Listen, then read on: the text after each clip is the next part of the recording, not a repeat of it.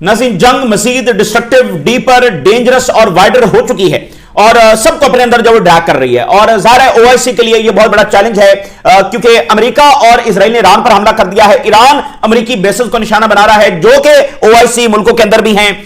तो इस तरह से सूरत हाल और ज्यादा कॉम्प्लेक्स और ज्यादा सेंसिटिव जब हो जाती है। इस वक्त नजीर स्ट्रेट ऑफ हॉर्मोज से बड़ी खबर है, अब तो एक से बढ़कर एक खबर ज़ाहिर है आ रही है। और स्ट्रेट ऑफ हॉर्मोज को ऑलमोस्ट ईरान ने बंद कर दिया है और विद इन 24 आवर्स, अभी तक 24 आवर्स तो मुकम्मल नहीं हुए हैं, तो 24 आवर्स के अंदर अंदर ईरान ने स्ट्रेट ऑफ हॉर्मोज को जब बंद कर दिया है, यानी कि इसको मोस्ट इमीडिएट रिस्पॉन्स जब आप कहेंगे। ईरान ने तमाम अक्रॉस दी रीजन जो है वो अमेरिकी जो टारगेट्स हैं उनको भी हिट किया और स्ट्रेट ऑफ हॉर्मोज को बंद कर दिया है। अच्छा, हम 100% नहीं कहेंगे कि बंद कर दिया है, यानी उन्होंने अभी तक कोई मिलिट्री एक्शन नहीं लिया है कि जैसे होता है ना जहाजों पर हमले शुरू हो गए, हमले अभी तक नहीं हुए, लेकिन उन्होंने हमलों के बगैर ही स्ट्रेट ऑफ हॉर्मोज को बंद कर दिया। पहले शिपिंग जो कंपनीज है उन्होंने खुद ही कहा कि हम इसको सस्पेंड कर रहे हैं। अब वहां से जो जहाज गुजरे हैं वहां पर ईरान की नेवी जो है उन्होंने अनाउंस किया कि कोई जहाज यहां से ना गुजरे, और जो जहाज वहां से गुजर भी रहे हैं तो उनको फिर वो रेडियो के जरिए जो आवाज आती है कि भाई ये इलाका अब सेफ नहीं है, यहां से ना गुजरें। तो यूरोपीय यूनियन ने भी अपने जहाजों को कहा है कि यहां से अब स्ट्रेट ऑफ हॉर्मोज से पास ना करें। तो वो अभी हमले के बगैर ही आप समझ लें कि 70-80% स्ट्रेट ऑफ हॉर्मोज बंद हो चुका है। अगले स्टेप में वो 100% भी बंद हो जाएगा, लेकिन ये अनसेफ हो चुका है। जो ऑयल फ्लो है वो मुतासर हो गया है। तो अभी अगले 24-48 घंटों में हम देखेंगे कि ऑयल प्राइसेस जब वो कहां पर जाएंगी। अब इसके बाद जितने दिन जंग डिले होती चली जाएगी उतना ज्यादा ऑयल प्राइसेस ऊपर जाती चली जाएंगी, और अगर उस तरह से ऊपर ना गई तो जाहिर है कि ये अब कार्ड ज़ाहिर ईरान के पास ये सबसे बड़ा कार्ड है स्ट्रेट ऑफ हॉर्मोज का। अब इसका क्या इंपैक्ट क्रिएट होता है, तारीख में पहली बार ईरान ने ये कार्ड अब इस्तेमाल कर दिया है, ठीक है ना। पिछली जंग में उन्होंने इस्तेमाल नहीं किया था, इस बार जब उन्होंने इस्तेमाल कर दिया है। ईरान ने हंड्रेड्स ऑफ ड्रोन्स अब लॉन्च कर दिए, हंड्रेड्स ऑफ ड्रोन्स लॉन्च किए गए हैं इसराइल की तरफ, और उसमें जो है वो तल अवीव निशाना बना है। जब से जंग शुरू हुई है ईरान ने इस वक्त जो है वो तल अवीव के ऊपर बहुत बड़ा हमला किया है, बहुत मैसिव अटैक जब तल अवीव पर किया गया है, और कैजुअलिटीज की खबरें तल अवीव में आ रही हैं। बड़ी सेंसिटिव बिल्डिंग्स तल अवीव के अंदर जब हिट हुई हैं, तो उन्होंने तेहरान पर बहुत बड़ा हमला किया है, ईरान ने तल अवीव पर बहुत बड़ा हमला कर दिया। और ईरान ने एक और काम शुरू कर दिया है, ईरान ने मुसाद हेडक्वार्टर्स को और अमेरिकी इंटेलिजेंस के हेडक्वार्टर को निशाना बनाना शुरू कर दिया है, not only in Israel but across the region. पूरे रीजन में मुसाद और अमेरिकी इंटेलिजेंस एजेंसीज के हेडक्वार्टर्स को निशाना बनाना शुरू कर दिया है। ये जो बहरीन में आप एक वीडियो देख रहे हैं, मल्टी स्टोरी बिल्डिंग को हिट किया गया है। रिपोर्ट्स के मुताबिक यहां पर भी जो अमेरिकी नेवी के लोग हैं और अमेरिकी जो फौजी हैं वो यहां पर रिहाइश पजीर हैं, ऐसी खबरें जो वो सामने आ रही है। तो बहरहाल अब ये हमले ज़ाहिर हो रहे हैं, और यही तो सबसे इस मामले की सेंसिटिव बात है, ठीक है ना, कि हो सकता है ड्रोन्स भेजे जा रहे हैं, कोई डी ट्रैक भी हो सकते हैं, यानी वो आगे पीछे कोई टारगेट मिस भी हो सकता है, कोई दूसरा टारगेट भी हिट हो सकता है। तो इस जंग की सबसे ज्यादा खौफनाक और सेंसिटिव बात यही है। तो इसी दरमियान तल अवीव में कैजुअलिटीज, सेंसिटिव बिल्डिंग्स हिट होने की खबरें जब सामने आ रही है। ईरान ने कहा है कि ट्रंप शुड लर्न के हमारे पास ऐसी कैपेबिलिटीज हैं कि हम एक लंबी जंग लड़ सकते हैं। ट्रंप को यह बात जब वो समझ आनी चाहिए। और गल्फ के अंदर सिचुएशन जब वो इस हवाले से बहुत ज्यादा नाजुक है कि बुर्ज खलीफा के करीब एक ड्रोन जब वो आकर हिट हुआ है, कुवैत के अंदर एयरपोर्ट पर कैजुअलिटीज रिपोर्ट हो रही हैं, बहरीन के अंदर ये मल्टी स्टोरी बिल्डिंग हिट हुई है, और यूएई की एक नेवल बेस जो है उसको हिट किया गया है। और ये स्ट्रेट ऑफ हॉर्मोज के हवाले से ये बेस थी, इसको जब वो हिट किया गया है तो सारे अमेरिकी जो एसेट्स हैं वो यहां पर, ईरान ने तमाम अमेरिकी एसेट्स को क्रॉस द रीजन जब निशाना बनाया। तो अब 2-3 बड़ी बातें हैं। एक तो ये कि देखें ईरान अकेला है, बाकी दुनिया दूसरी तरफ है, ईरान के साथ तो इस वक्त कोई भी नहीं है। ये जो ओआईसी मुल्क हैं, बजाय सवाल ईरान से हो कि वो यहां पर अमेरिकी बेसेस को क्यों निशाना बना रहा है, सवाल इन मुल्कों से क्यों ना हो जो अमेरिका को ये बेसेस देकर बैठे हुए हैं। और जब से इन्होंने ये बेसेस दी हैं, ये बेसेस एक अच्छे काम के लिए इस्तेमाल हुई हैं, तो जरा मुझे वो एक अच्छा काम बताएं। कितने ओआईसी मुल्कों के ऊपर इन्हीं बेसेस से उड़ उड़कर जहाजों ने जाकर बमबारी की है, लाखों कैजुअलिटीज हो चुकी हैं। तो सवाल उन मुल्कों से क्यों ना किया जाए जो अमेरिका को अपनी बेसेस देकर बैठे हुए हैं। भाई आपकी सिक्योरिटी आप खुद नहीं कर सकते, और अगर आपने बाहर से किसी को लेकर आना है तो आप उसको यहां पर पनाह देकर उसको होस्ट करके अलाउ कर रहे हैं कि वो जहां चाहे जाकर जिसके ऊपर जब वो बमबारी कर दे। सवाल ईरान से नहीं होना चाहिए, सवाल उन मुल्कों से होना चाहिए जिन्होंने ये बेसेस दी हैं। अपनी सिक्योरिटी खुद करें, और अगर खुद नहीं कर सकते तो फिर जिसको आप लेकर आए हैं फिर उसको रिस्ट्रिक्ट करें कि वो किसी और मुल्क पर जाकर अटैक ना करे। तो यही वो कंस्पायरेसी है जिसको इजराइल जो एक्सप्लॉइट अब करेगा।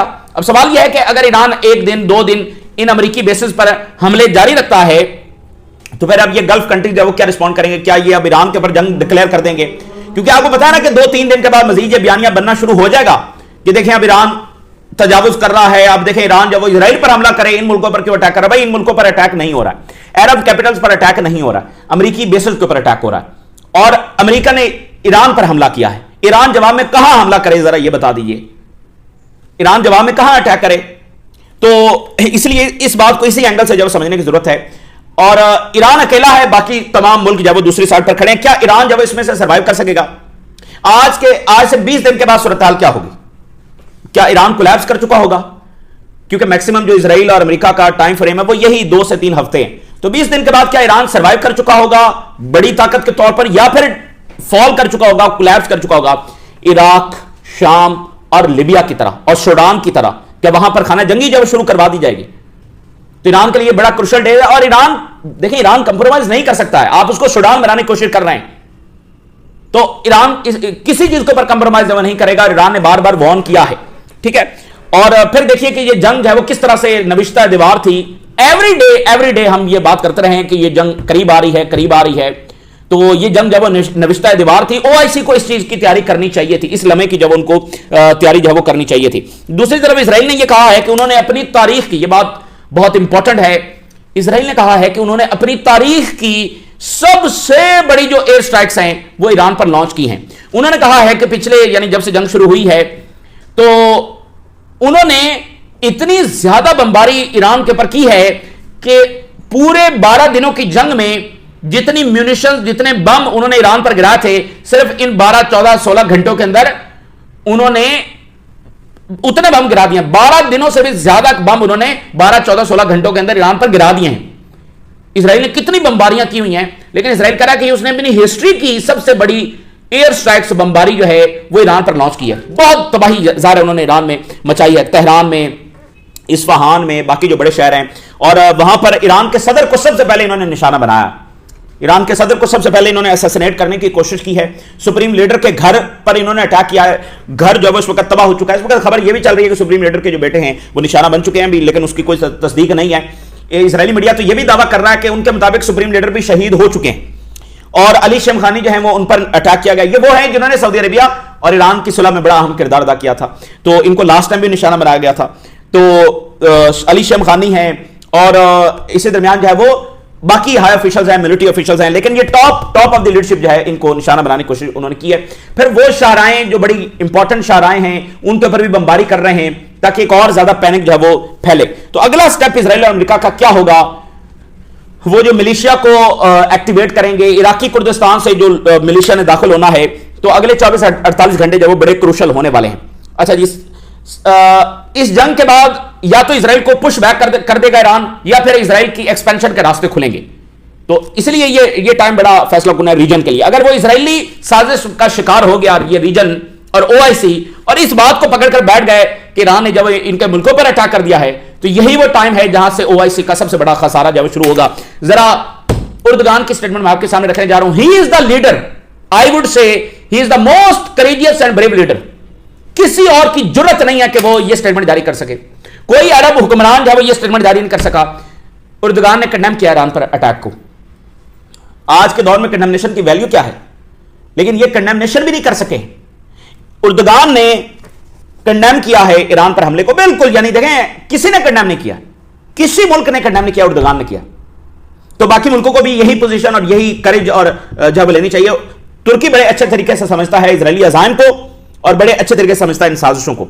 आई condemn the attacks on Iran sovereignty, और उन्होंने कहा कि मैं बहुत एंशियस हूं और बहुत सैड हूं कि ये सब ईरान के साथ जब किया जा रहा है। ठीक है, बाकी मुल्कों को भी यही पोजीशन जब लेनी चाहिए। हिजबुल्लाह ने कहा है कि हम कॉन्फिडेंट हैं कि ये जो ईरान के ऊपर अमेरिका और इजराइल ने अटैक किया है, ये बहुत जोरदार चपेट इनके मुंह पर पड़ेगी और इनको कुछ हासिल नहीं होगा सिवाय शिकस्त के।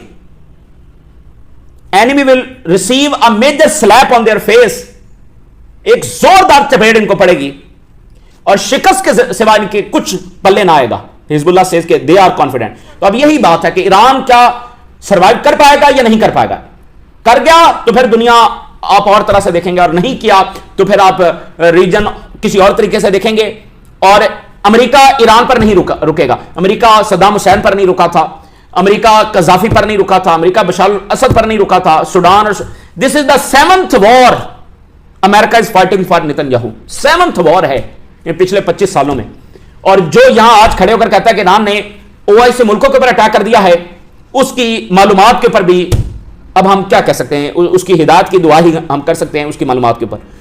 और जैसे मैंने आपको कहा कि पाकिस्तान के मीडिया की जो कवरेज है मुनासिब कवरेज है, लेकिन फिर भी टोटली सेटिस्फाइड नहीं है और उनको ज्यादा मेच्योरिटी दिखानी चाहिए। और पाकिस्तान में भी एक सो कॉल जो लिबरल तबका आप जानते हैं, जो उनको पता आगे पीछे पता कुछ भी नहीं होता, और वो भी लगे हुए हैं ईरान में आजादी नहीं है, ईरान में ह्यूमन राइट्स नहीं है, फलाना नहीं है।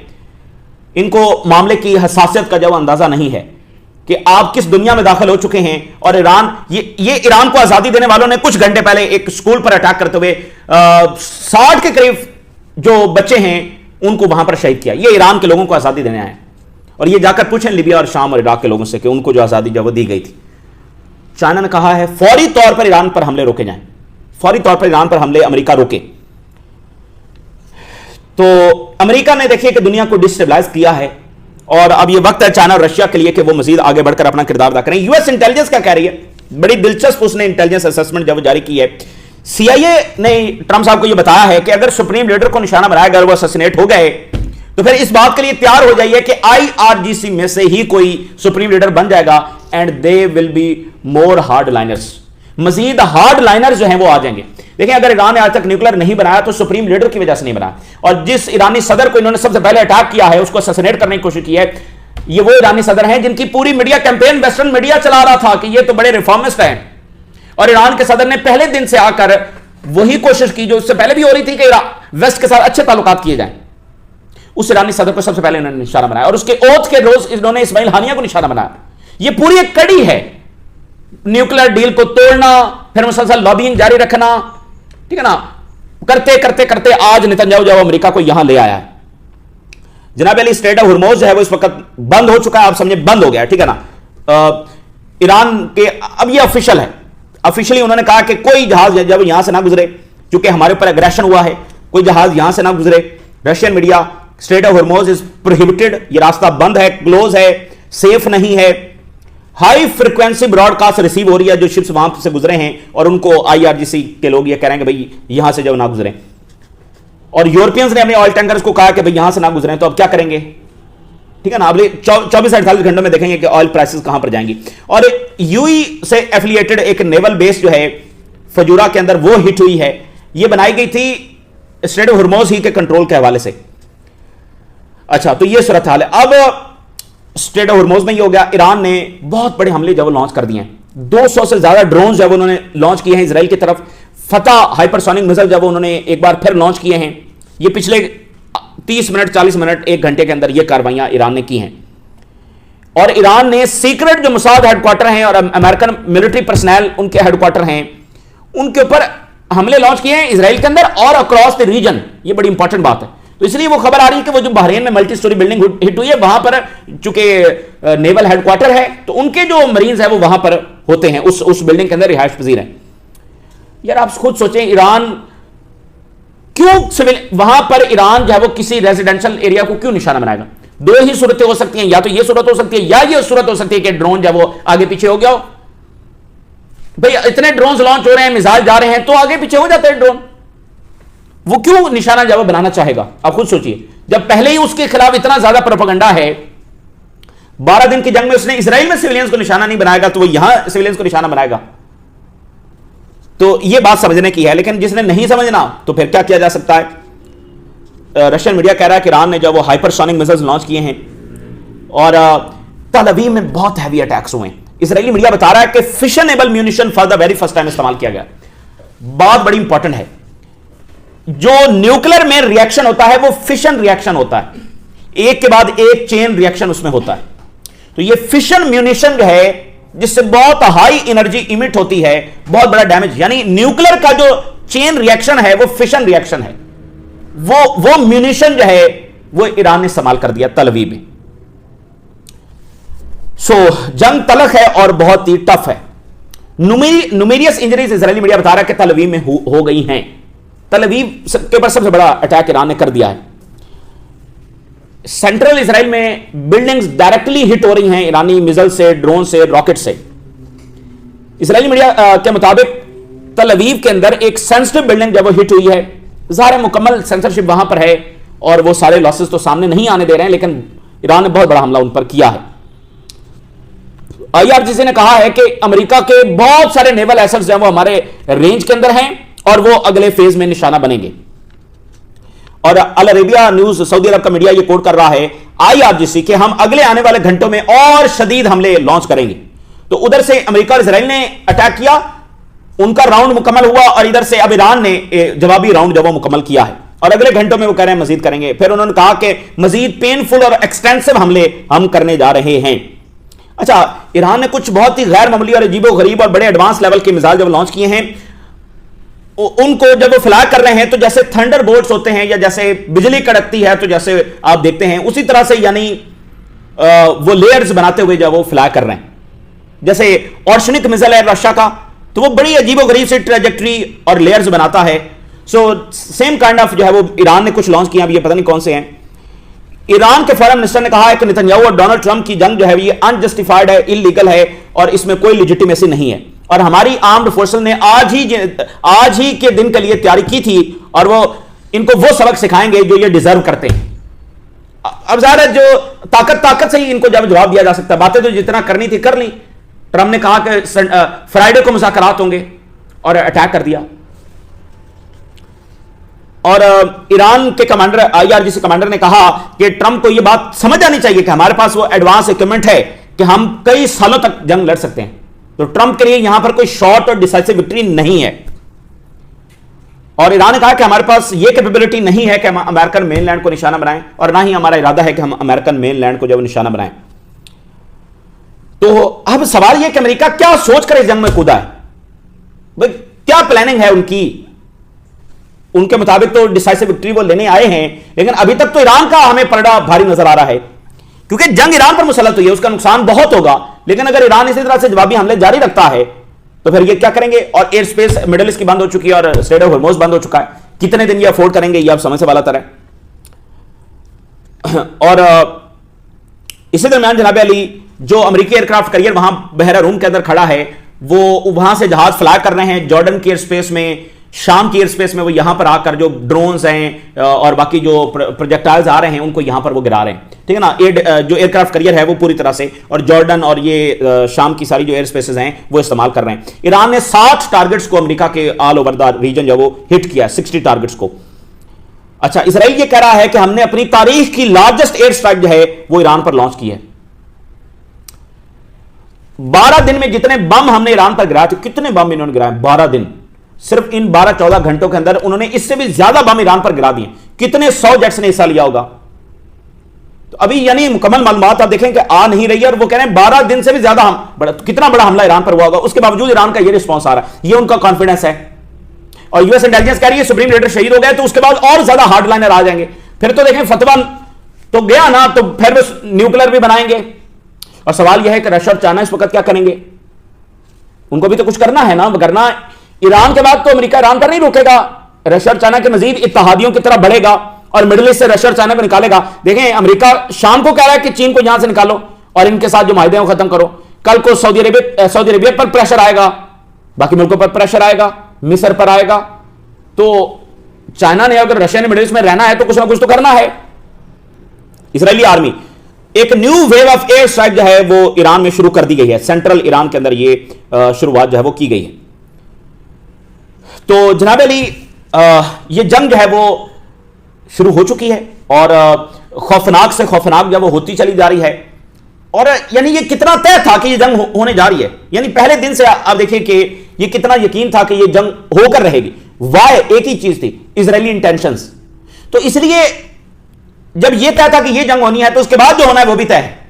ईरान को डिस्ट्रॉय करके वो यहां तक रुकने नहीं वाले हैं। पाकिस्तान उनके निशाने पर है, पाकिस्तान पर वो बरह रास्त हमला नहीं कर सकते क्योंकि पाकिस्तान एक न्यूक्लियर पावर है। वो जुर्रत भी नहीं कर सकते हैं पाकिस्तान पर अटैक करने की, लेकिन वो पाकिस्तान को अंदर से डिस्टेबलाइज करेंगे। केपी में, बलूचिस्तान के अंदर, ठीक है ना। ज़ाहिर पाकिस्तान की उतनी पावरफुल इकोनॉमी भी नहीं है और बहुत सारे डिफरेंट इश्यूज हैं। तो मुसाद यहां पर बैठी होगी और वो अंदर से डिस्टेबलाइज पाकिस्तान को कर रहे होंगे। तो अब देखें, सारा सबका सब ओआईसी तो उनके निशाने पर आ गया, बचा कौन है मुझे बताइए, कौन बचा है?